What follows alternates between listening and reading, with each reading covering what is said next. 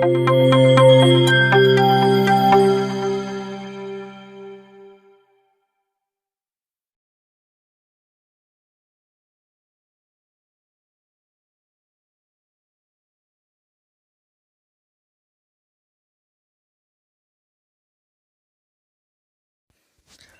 Everyone, Covid class में आपका हार्दिक स्वागत है। आज हम डिस्कस करेंगे स्टैटिक जीके का मोस्ट इम्पोर्टेंट टॉपिक भारत में प्रथम पुरुष और उसके तथ्य, जहां से प्राय सभी वनडे कॉम्पिटिटिव एग्जाम में क्वेश्चन पूछे जाते हैं जो आपके लिए बहुत ही महत्वपूर्ण है। चलिए स्टार्ट करते हैं।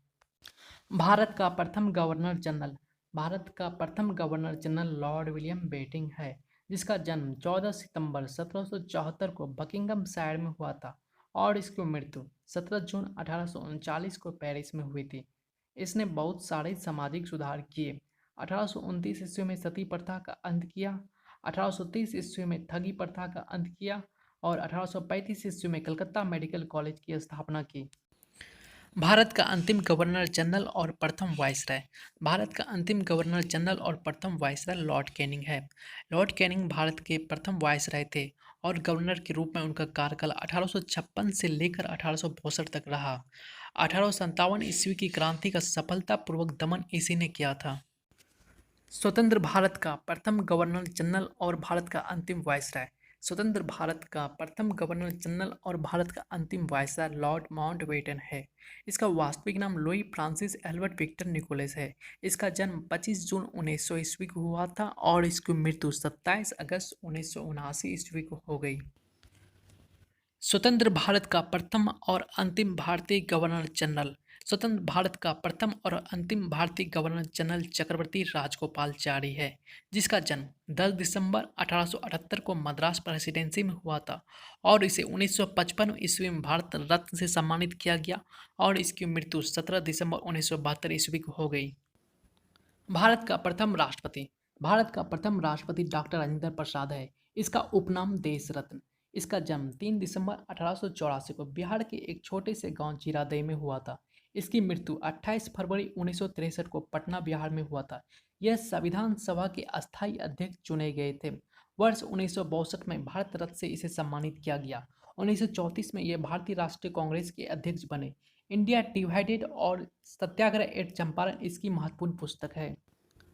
भारत का प्रथम उपराष्ट्रपति भारत का प्रथम उपराष्ट्रपति डॉक्टर सर्वपल्ली राधाकृष्णन है, जिसका जन्म 5 सितंबर 1988 को तिरुतनी ग्राम तमिलनाडु में हुआ था। इसके पिता का नाम सर्वपल्ली वीरास्वामी है, माता सीतम्मा है। 13 मई 1952 को उपराष्ट्रपति पद के लिए चयनित हुए। 13 मई 1962 को राष्ट्रपति पद के लिए चयनित हुए। 1962 से उनके जन्मदिन पर शिक्षक दिवस मनाने की शुरुआत की गई। 1954 को इसे भारत रत्न से सम्मानित किया गया।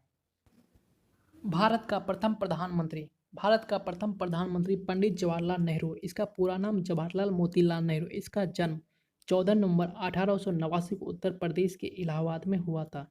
इसके पिता का नाम मोतीलाल नेहरू है और इसकी माता स्वरूप रानी नेहरू है। इसकी पत्नी कमला नेहरू है। 1929, 1936, 1937 में कांग्रेस की अध्यक्षता इसने की थी। 1955 ईस्वी में इसे भारत रत्न से सम्मानित किया गया और इसकी मृत्यु 27 मई 1964 को नई दिल्ली में हो गया। भारत का प्रथम मुस्लिम राष्ट्रपति डॉक्टर जाकिर हुसैन है, जिसका जन्म 8 फरवरी 1897 ईस्वी को हैदराबाद आंध्र प्रदेश में हुआ था। 1962 ईस्वी में यह उपराष्ट्रपति पद के लिए चुने गए। 1967 ईस्वी में यह देश के तीसरे राष्ट्रपति और मुस्लिम में प्रथम राष्ट्रपति बने। 1954 ईस्वी में इसे पद्म विभूषण पुरस्कार से सम्मानित किया गया। 1963 ईस्वी में इसे भारत रत्न से सम्मानित किया गया। 3 मई 1969 को इसकी मृत्यु हो गई। भारत का प्रथम उप प्रधानमंत्री एवं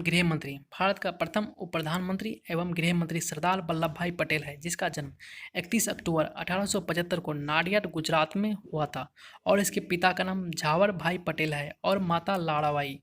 1931 के अहमदाबाद के कांग्रेस के 36वें अधिवेशन में कांग्रेस की इसने अध्यक्षता की थी।